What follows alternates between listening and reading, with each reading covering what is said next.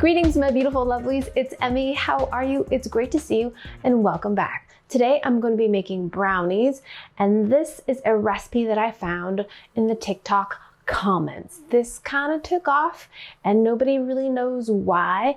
Anyway, here's the brownie recipe with a list of ingredients. Appeared all over the comments in TikTok and nobody knows where it came from, why. And I don't know if anybody's made it. It includes a list of ingredients and very specific amounts, but it doesn't give any kind of instruction. And as a brownie lover, I'm very curious to know what these brownies are like and if this recipe is viral worthy, and that would give it some legitimacy instead of just appearing as a funny random thing, which I think is totally great and funny and fine. I really just want to know what it looks like. I Googled this exact recipe and was not able to find an exact copy of this recipe, so I can't attribute this recipe to anywhere but the TikTok comments. And yet it looks very basic in the sense that it's approachable. It seems like it would work. All the recipe amounts seem appropriate. So let's go ahead and make this. Let's kind of fill in the blanks. I'm going to be making this pretty much like you would make any kind of standard brownie recipe. I did find a recipe from All Recipes that's very similar. It contains baking powder, which this one doesn't, and some salt. But other than that, it's pretty much the same recipe. The vanilla amount is a little bit different as well. So that's the closest I can find. That included the instructions on how to make this, so I'll be kind of following that. But most of us have made brownies before, so this should be a very accessible recipe. Now, if you've watched me at all for any length of time, you know that I really like chocolate, and in particular, really like brownies. I have memories of being a little small squirt and my mom buying me a Mrs. Fields double chocolate chip brownie at the mall, and she and my dad would go shopping, and I would nurse that brownie. I would just take the smallest little nibbles of it, roll into little balls, and I would hide in those little clothing rack things and eat my very special brownie. So I love brownies. I've loved them for a long time. And for me, a very crucial ingredient to a good brownie is butter. And this recipe includes butter. It doesn't include any salt, so I'm going to use salted butter because I feel like salt with a recipe that contains lots of sugar like this one is really important to kind of balance things out. Alrighty, enough jibber jabbering. Let's go ahead and get started. So first thing I'm going to need is some flames and a saucepan. Now, if you don't have a saucepan or you don't want to use a saucepan with a burner, you could also make this in the microwave as well. A half cup of butter, which is 1 stick, into the pan. We're melting the butter on medium heat. Are you seeing that? There's not a lot going on there. There's just a stick of butter. While that's melting, I'm going to measure my cocoa powder. I need 1/3 cup. It doesn't say what kind of cocoa powder. And generally speaking, when it doesn't say, I use natural cocoa powder. There's natural and then there's Dutch process. Dutch process cocoa powder, sometimes called European style cocoa powder, has been alkalinized. Basically, it's to make it taste more chocolatey and it'll be less acidic. It generally has a darker color and a richer chocolatier flavor.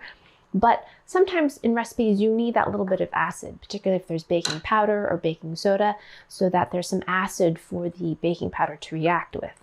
This recipe does not have any baking powder or soda, so I think you could use either one. So this happens to be Dutch process because that's what I've got in my Lulu container. Butter is melting. It doesn't need to be like wicked hot or anything, so I'm gonna just turn that off and let it just sit in its residual heat to melt the rest of that butter. Now, I've got 1/3 cup of cocoa powder. Isn't that great measuring cup? I love this measuring cup set. It's really fun to use with kids because it's very literal. This is 1/3 of a whole. Each little measuring cup represents the visual equivalent of what it's supposed to be. 1/4 is 1/4 of the whole. Like that. And because they're narrow, they tend to fit into jars that have narrower openings. One thing I don't like though is that they're plastic, and so things tend to kind of stick, so they're not that easy to clean. Also, because there are corners, they're a little bit tricky to clean. Wow, my door just made a sound. Weird. 1 cup of sugar. My current favorite brownie recipe is one by Katherine Hepburn. It's her famous brownie recipe. It's no frills and no nonsense. Sort of what I imagine her to be. I found it in the New York Times, and it is so great because it comes together so fast. And it is really, really delicious. And this is coming from a person that really loves brownies. It's not too cakey, it's not too fudgy, it's very rich, it's very buttery, very easy to make. My kids adore it.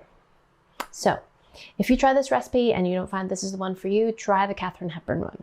I'll put a link down below. But there is a paywall because it is from the New York Times. 2 large eggs. Wow, that's a stubborn shell. Whisk that in. And number 2, our cocoa powder and our flour, 1/2 cup. And lastly, 2 teaspoons of vanilla. Bloop, bloop, bloop, bloop. Bloop, bloop, bloop, bloop. I'm gonna have to get more vanilla. Oh, I love vanilla. Okay, just stir that all in. Oops, try not to get it everywhere. I love that this recipe fits in this pan too. Don't have to dirty up another bowl or anything. Now I've got an 8-inch square brownie pan. You could make this in a pie dish if you like, but I happen to have a brownie pan and traditional brownies are square, so I'm gonna be making it in this. And one thing I really love to do when I make brownies is to line it with parchment paper. If you don't have parchment paper, you can just use some baking spray, but it makes for taking the brownies out really easy. Fold, kind of pinch the corners like this. Now we can cut our paper so that it fits in the pan. Drop it into our pan. Ta-da! Oh yeah. Now ordinarily, whoops, I would add some chocolate chips to this because I love little surprises and bits of chocolate in my brownies, but the recipe didn't call for it, so I'm not gonna do that. And in the All Recipes recipe, they had a recipe for a frosting on top. I am not a huge fan of frosting on top of my brownies. Perhaps you are. That's a little bit more like a Little Debbie's or the brownies that you can find at the supermarket that are already made. I find brownies are so sweet already that they really don't need that really sweet icing on top. But if you like to add a glaze or frosting to your brownie, by all means. Okay, now we're gonna pop this into a preheated 350-degree oven. Bake them for 25 minutes to 30 minutes, but be careful. You don't wanna overbake your brownies. Take them out and allow them to cool. We're supposed to let brownies cool completely before slicing and eating them. I often eat them warm because I like warm brownies, but I also like them when they're completely cool as well. I feel like some of that eggy flavor kind of works its way out. At any rate, I will see you in about a half an hour, or maybe an hour. Maybe I'll let these cool a little bit. And then we will give these a taste and see if this is really worth all of the shares. Alrighty, see you in a little bit. Alrighty, my lovelies, we are back with the brownies. I took them out after 25 minutes and the top looked set and no longer squishy, and I've let these cool completely. So let's go ahead and cut these and give them a taste. Now, since I lined this with parchment, this should just pop out. Just like that. So easy. That gives you an idea of the thickness of the brownie. We did get that little thin crusty stuff, which I like. Okay, so I'm gonna cut these into squares. Put this into squares. Okay, cuts cleanly like that.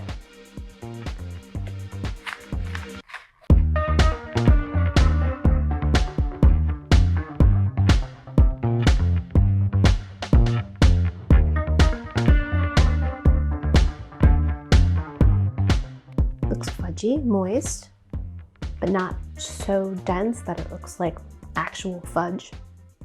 Anyhow, here is the brownie recipe. A taste. Itadakimasu.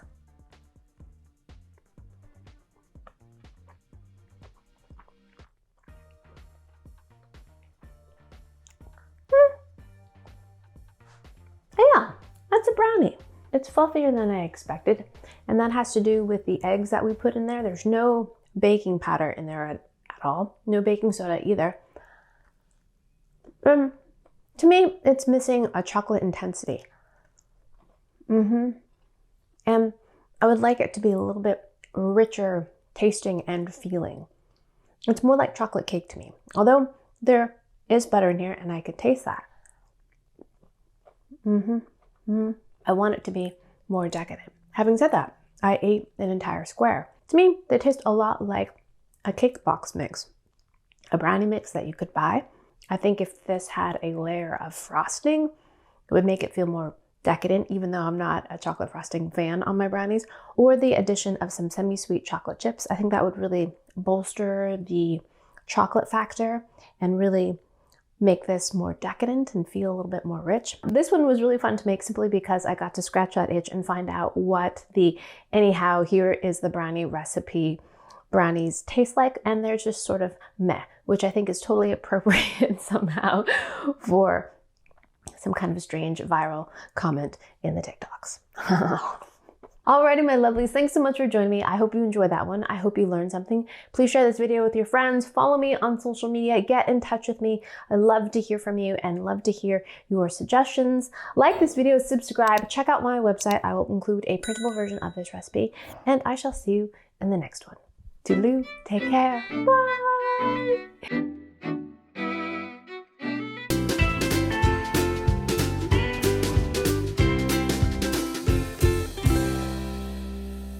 And just like that, I've eaten 2 brownies. See? 2 squares missing. Yum, yum, nah.